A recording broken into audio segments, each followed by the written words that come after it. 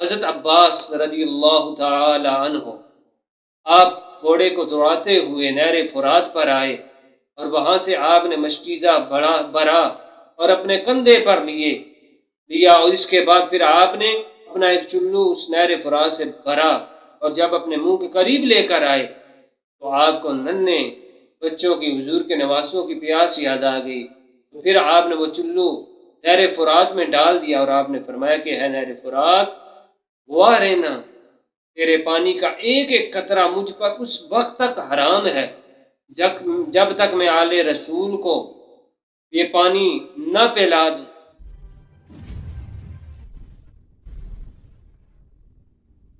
اعوذ باللہ من الشیطان الرجیم، بسم اللہ الرحمن الرحیم۔ ولا تقولوا لمن يقتل في سبيل الله أموات بل أحياء ولكن لا تشعرون۔ صدق اللہ العظیم۔ ناظرین، آج آپ کے سامنے شہادت حضرت عباس علمبردار رضی اللہ تعالیٰ عنہ بیان کی جائے گی۔ اللہ رب العزت نے سورہ بقرہ کی آیت مبارکہ میں ارشاد فرمایا، جو اللہ کی راہ میں مارے جائیں انہیں مردہ نہ کہو بلکہ وہ زندہ ہیں، ولیکن لا تشعرون، لیکن تمہیں شعور نہیں۔ میدان کربلا میں سیدنا حضرت علی المرتضیٰ رضی اللہ تعالی عنہ کے امام حسین کے ساتھ 5 فرزند شہید ہوئے، ان میں حضرت عباس بھی تھے جنہیں عباس علمبردار کہا جاتا ہے۔ حضرت عباس علمبردار رضی اللہ تعالی عنہ آپ امام حسین سے میدان کارزار میں جانے کی اجازت طلب کر رہے تھے اور آپ کہہ رہے کہ اے حسین، اب مجھ سے ان ننھے بچوں کا پیاس سے تڑپنا بلکنا رونا دیکھا نہیں جاتا، آپ مجھے اجازت دیں، یا تو میں قربان ہو جاؤں یا پھر ایک پانی کا مشک بھر کے لے آؤں اور ان ننھے بچوں کی پیاس بجھا دوں، حضور کے نواسوں کی پیاس بجھا دوں۔ امام علی مقام نے فرمایا کہ ہے عباس، تم میرے علم بردار ہو، میرا جھنڈا اٹھانے والے ہو، میرے خیمے کی حفاظت کرنے والے ہو، اگر تم نہ رہے تو میرے خیمے کی حفاظت کون کرے گا، میرا جو جھنڈا ہے وہ کون اٹھائے گا؟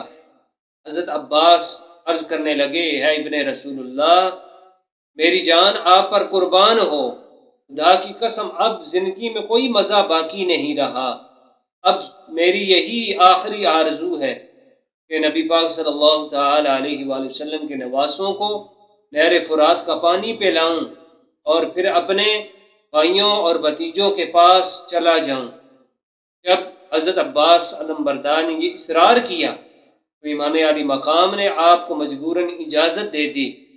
حضرت غازی عباس علمبردار نے وہ ایک مشک اپنے کندھے پر لٹکایا، گھوڑے پر آئے یزیدی فوج کے سامنے اتمام حجت کے لیے۔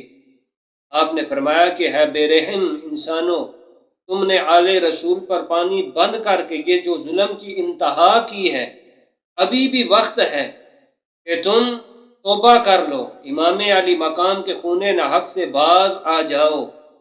لیکن آپ کی ان باتوں کا ان پر کوئی بھی اثر نہ ہوا، انہوں نے آپ پر تیروں کی بارش کر دی۔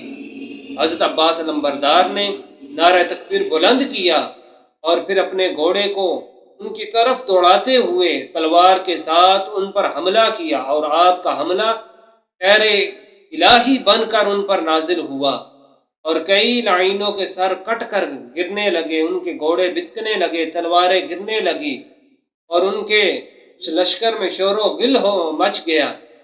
حضرت عباس رضی اللہ تعالی عنہ آپ گھوڑے کو دوڑاتے ہوئے نہر فرات پر آئے اور وہاں سے آپ نے مشکیزہ بھرا اور اپنے کندھے پر لیا اور اس کے بعد پھر آپ نے اپنا ایک چلو اس نہر فرات سے بھرا اور جب اپنے منہ کے قریب لے کر آئے تو آپ کو ننھے بچوں کی حضور کے نواسوں کی پیاس یاد آ گئی۔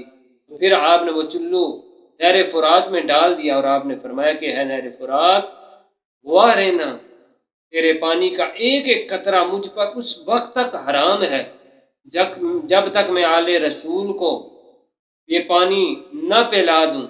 اس کے بعد پھر حضرت عباس نے اپنے گھوڑے کو پانی پینے کے لیے اشارہ کیا لیکن اس نے بھی نہ پیا اور پھر آپ نے اپنے گھوڑے کو خیمے کی طرف دوڑایا، ابن سعد نے اپنے لشکر کو درکارتے ہوئے کہا کہ خبردار، اگر یہ مشکیزہ حسین کے خیمے میں پہنچ گیا، شیر خدا کے شیروں کو پانی مل گیا، تو اس نے کہا کہ تم میں سے پھر کوئی بھی زندہ نہیں بچے گا۔ یہ سنتے ہی یزیدی لشکر نے آپ کا چاروں طرف سے محاصرہ کر لیا اور آپ پر تیروں کی بارش کر دی۔ آپ بہت ہی زیادہ زخمی ہوئے۔ اس کے بعد ایک ملعون نے آپ کے دائیں بازو پر تلوار ماری اور آپ کا بازو کٹ کر زمین پر آ گرا۔ مشکیزہ دوسرے ہاتھ میں لے لیا، ایک ملعون نے آپ کے دوسرے بازو پر تلوار ماری، وہ بھی کٹ کر زمین پر آ گرا۔ آپ نے مشکیزہ اپنے دانتوں میں پکڑ لیا اور خیمے کی جانب گھوڑے کو ٹھوکر لگا کر بڑھنے لگے۔ ایک ظالم یزیدی نے ایک تیر اس مشکیزے پر مارا اور اسے سوراخ ہو گیا اور وہ پانی نیچے گرنے لگا۔ جب آپ خیمے کے قریب پہنچے تو اس مشکیزے میں پانی کا ایک قطرہ بھی باقی نہ رہا، تو آپ گھوڑے سے نیچے آ گئے، امام علی مقام آئے، آپ کو اٹھا کر خیمے میں لے گئے۔ آپ زخموں سے چور تھے۔ امام علی مقام نے ایک آنکھ کھینچی اور آپ نے فرمایا الآن علی ظہری، اب میری کمر ٹوٹ گئی، میرے خیمے کی حفاظت کرنے والا میرا جان نثار وہ شہید ہو رہا ہے۔ سامعین کرام، اسی طرح یا حسین آپ کر رہے تھے تو اسی وقت پھر آپ کی روح پرواز کر گئی۔ انا للہ و انا الیہ راجعون، یعنی اہل بیت اطہار کے ہر فرد پر یزیدی فوج نے اس قدر ظلم و ستم کے پہاڑ ڈھائے۔ اللہ تعالی امام علی مقام اور آپ کے رفقا کے درجات بلند فرمائے۔ وآخر دعوانا عن الحمد للہ رب العالمین۔